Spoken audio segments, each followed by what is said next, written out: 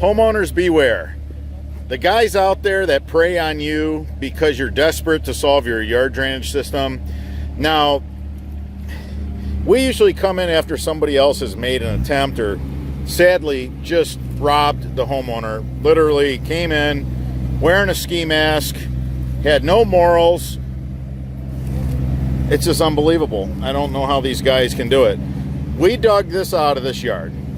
Somebody put 6 inches of solid pipe with an end cap on it.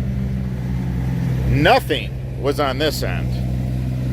And they put this yard drain catch basin in the ground. I don't know what the homeowner paid for this, but it was a mugging. It was a mugging, and it's not right. So homeowners, really do your homework when hiring these guys. A lot of them are just on the take. And here is the perfect example. They seen this guy, he's got a beautiful house. I mean, really nice spread.